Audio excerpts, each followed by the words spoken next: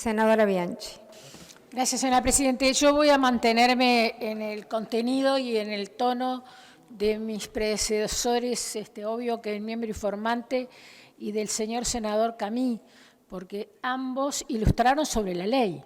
Porque lo que está acá no es en cuestionamiento ni administraciones ministeriales, ni conspiraciones supuestas, ni el proceso de salida de la dictadura, porque para eso necesitaríamos otro tiempo, otro lugar. Ustedes me han escuchado muchas veces que todos tenemos que asumir como ciudadanos que la salida de la dictadura fue muy difícil, que se firmaron pactos.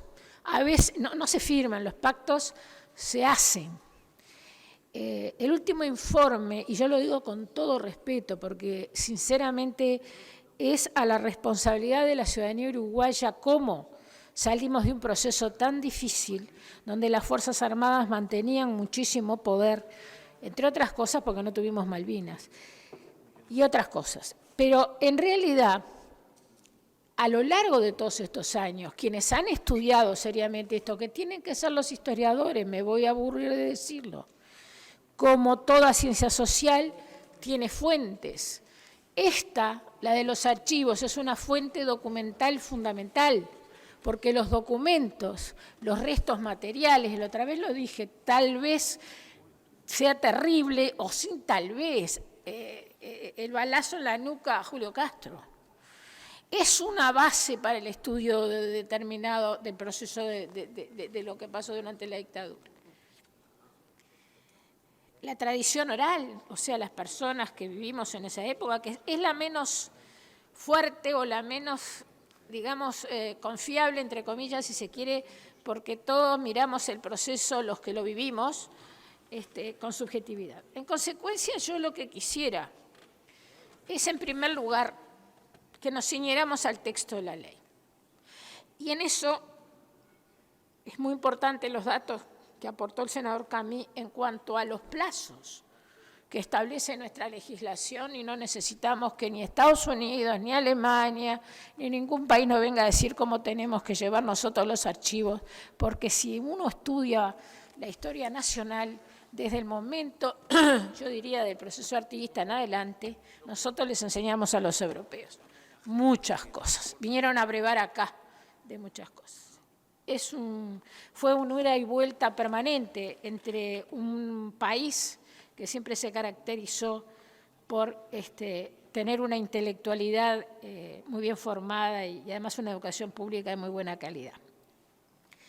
La segunda cosa es que nosotros vamos a rechazar, porque no corresponde que con soberbia, si quieren entre comillas, con un aire de catedrático de venirnos a decir lo que tenemos que pensar y lo que tenemos que decir, tampoco lo vamos a aceptar, ni nosotros ni los ministros que estuvieron en la comisión, que son personas públicas, ministros de Estado, elegidos por quien fue electo presidente de la República y la coalición de gobierno. Así que hay que tener un poquitito más de calma, un poco menos de soberbia, y aceptar que de pronto piensan distinto, pero no que yo soy el único, porque ejercí un tiempo un ministerio, que tengo todos los datos de la verdad. No, la verdad no. Ojalá todos pudiéramos saber efectivamente lo que pasó. Este es un paso muy importante, porque va a estar todo en el Archivo General de la Nación. No entiendo esa observación de no recuerdo el nombre, porque ahora aparecen técnicos de todo y sobre todo de la UDELAR. Le tengo un enorme respeto a Casas, que debe ser como en archivología la persona que más sabe, que nos asesoró a la Comisión de Educación y Cultura, cuando en otros momentos, incluso en la Cámara de Diputados, tratamos la ley de archivología. O sea que cómo tiene que llevarse el archivo, ya lo tratamos incluso en la legislatura anterior y con el asesoramiento de muchos, en especial de la archivóloga Casas, viuda de alguien a quien quisimos mucho, como fue el profesor Barrán.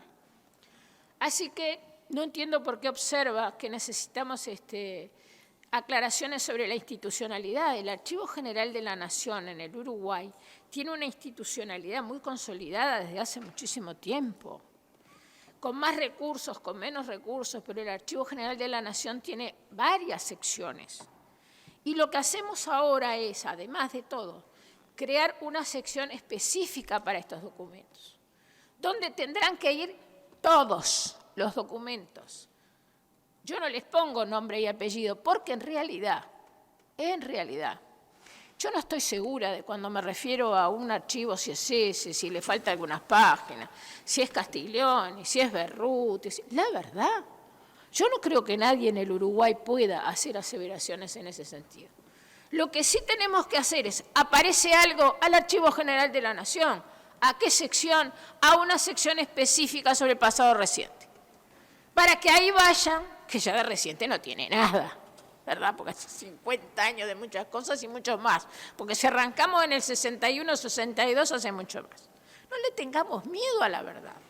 Asumamos como país y como ciudadanía que todos hemos cometido errores y todos hemos tenido aciertos. Ahora, obviamente, si yo pertenezco a una fuerza política que me creo que soy la dueña de la verdad y que todo lo que hicimos nosotros estuvo bien y todos los demás son lo peor que existe sobre la tierra, aunque sean tan uruguayos como los que pertenecen a esa fuerza política, y arrancamos mal. Y sí que arrancamos mal. Porque es una afrenta, una ofensa, imputarnos, cosa que además está prohibida por el reglamento, pero bueno, uno ya a esta altura no le sorprende más nada, juzgar intenciones. Nosotros no tuvimos, la verdad me sonrío, porque acaba de aclararlo el senador Gandini, nosotros no tuvimos esa mentalidad conspirativa, ni la Presidencia de la República, ni el Poder Ejecutivo de mandar un día antes o un día después de las marchas. No seamos elementales. Y lo digo con todo respeto. Que estemos acostumbrados o que algunos estén acostumbrados a manejar concepciones conspirativas, y sí, de tanto ir al Foro de San Pablo o al Grupo de Puebla y redactar documentos en nombre del Uruguay, y el senador Bayardi es uno, obviamente que lo que tienen que tratar es de tapar agujeros. Y no sé cuáles, y no es injuria, no es nada, dejen tranquila a la Fiscalía, volvamos al debate político en libertad, porque desde que por todo nos ofendemos, allá vamos a Fiscalía. Eso limita enormemente la libertad, además que la Fiscalía y el Poder Judicial se tienen que dedicar a cosas importantes. Al decir de Pérez Reverte, desde que la civilización occidental se dedicó a entender la historia con sentimientos y no con ideas y con conocimientos, estamos en la decadencia que estamos. Así que rechazo enfáticamente esa cosa que sinceramente no sé dónde salió, en la mentalidad de que los dijeron. Y voy a decir otras cosas. Y voy a decir otras cosas de la misma manera que yo, como siempre, escucho a todo el mundo. ¿Alguien es capaz en el Uruguay después de todo lo que pasamos, muchos pasamos todas y otras pasaron peores, de juzgar a alguien porque fue capaz de, bajo tortura, decir algo, o como dijo el senador propinante, el senador Bayardi, que mi papá cantó? Nadie se le va a ocurrir de juzgar ese tipo de cosas, porque hay que ubicar en el contexto uno y sus circunstancias. Nadie va a hacerlo, y si hay alguien que lo hace, que se haga cargo de ser tan miserable, porque solamente miserables pueden tener miedo de que se sepan algunas cosas, que probablemente muchas no sean ciertas y que probablemente otras sean ciertas. Es absolutamente entendible, comprensible hacia la madurez de la sociedad uruguaya aceptar que algunas cosas, o muchas, o la mayoría, o algunas fueron arrancadas bajo tortura. Como no somos miserables, no se va a hacer ese tipo de evaluación, porque, reitero, además lo tienen que hacer los que saben estudiar historia y escribir historia. Así que ese es un argumento que ofende a la dignidad del pueblo uruguayo. Sí existió el problema de Álvaro Alfonso, sí existió el pedido de acceso a la información pública, no me interesa de qué archivo. Yo he leído todos los libros de Álvaro Alfonso, todos los libros de Leonardo Habercom, todos los libros de Afonso Lessa, todos los libros de Almada, todos los libros de Nelson Fernández, todos los de Caetano, porque la verdad es que leo todo lo que se estudia de la historia reciente. Caetano mucho de la historia reciente no se ocupa. Se ocupa más bien de primeras partes del siglo XX. Pero sí, tuvo que hacer un acceso a la información pública porque dos personas que son investigadores, entre comillas, voy a decirlo, porque el que es investigador de verdad comparte la documentación, Laudelar se los dio a Yebor y Álvaro Rico. Si es Castiglioni, si es Berruti, si es un apéndice, si es una... La verdad, no sé. Y en el fondo, no me importa. Lo que yo no puedo admitir, que dos personas tengan en sus manos archivos, que además todos conocemos la afiliación política de las dos personas, porque son públicas y notorias, o van a negar también la afiliación política. Y que los demás no puedan leer los mismos archivos, no pueden hacer las mismas investigaciones. Yo lo viví de adentro. No me obliguen a recordar siempre que hasta 2013 lo viví de adentro.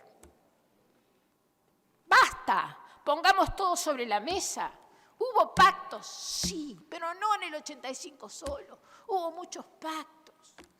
Y así fuimos atravesando este proceso histórico que nos ha llevado más temprano que tarde a tener una democracia realmente fuerte, porque después nos llenamos la boca que estamos en el lugar número 24 en el mundo, pero eso fue una construcción colectiva, sin distinciones de partidos políticos, sino de la madurez de la ciudadanía que tiene sus representantes y que elige a sus representantes y que pudimos construir esto. Que fue el camino que nos gustó y probablemente no, pero fue el camino que pudimos atravesar. El comandante Bertolotti en sede penal, cuando se trataron todos estos temas, sobre todo lo referente a Gavazo, cuando se hizo la condena en el juicio de Tacuarembó, a Gavazo y a Silveira y a toda esa desgracia de gente que nos tocó que fueran uruguayos. Él lo dice, ¿cómo? El Domingo Arenas fue un pacto. Fue un pacto que tuvimos con el presidente de la República, con Vázquez. ¿Eso es ofensivo de Vázquez? No. Es que él vio, con su pragmatismo y su liderazgo, que había que llegar a algún fin. Y lo dice en sede penal. Y nunca fue desmentido. Claro, después, como no tenemos problema en ir corriendo siempre a los organismos internacionales y si podemos denunciar al propio país, que yo eso sí me pregunto hasta dónde tenemos conciencia de nuestra soberanía y no me importan los organismos internacionales que sean acusar al propio país, cuando en realidad nosotros podríamos perfectamente, podemos hacer un gobierno que se llamó de izquierda y que se dice de izquierda y que yo considero que se consideran de izquierda, se podría haber hecho la indemnización a Macarena sin necesidad de que ningún tribunal internacional nos imponga una norma que en el Uruguay no está en la Constitución, ni por arriba de la Constitución. En consecuencia, vamos a ser tranquilos, pacíficos. Digamos, esto va a ser público, esto va a ser consultado por quien tenga interés. Si después lo utiliza mal o se viola alguna norma que esté vigente, están los tribunales, está la Fiscalía y está el Poder Judicial cuando le toca actuar, ¿no? Porque sabemos que le toca actuar al final y muchas veces como homologador para sancionar lo patológico. Porque lo que se sanciona es la patología, porque lo normal es la normalidad. Entonces, cuando hay alguien que se desvía, por eso cuando el Código Penal usa un tiempo verbal determinado, bueno, esas cosas hay que aclararlas. Y además el derecho penal tiene una base de intencionalidad, que es la base de un sistema penal democrático, no es objetivo. Eso de los regímenes totalitarios. O sea, que si hay alguien que se desvía en la utilización de estas cosas, y tendrá que sufrir las consecuencias de acuerdo a lo que determinan las leyes y la Fiscalía y el Poder Judicial. A ver, Yo tengo también el reportaje a Percivale, que todos sabemos. Yo personalmente cuestiono enormemente su manera de ejercer la fiscalía, entre otras cosas porque él mismo ha dicho que juzga por indicios y no por pruebas. Yo tengo un reportaje que le hicieron en el semanario Voces, muy largo, y que realmente, incluso leyendo las sentencias, ¿no? Porque si leemos las sentencias, la verdad, pero bueno, es lo que tenemos. Entonces, quiere decir que no podemos dudar del fiscal Percivale. Y el fiscal Percivale dice claramente: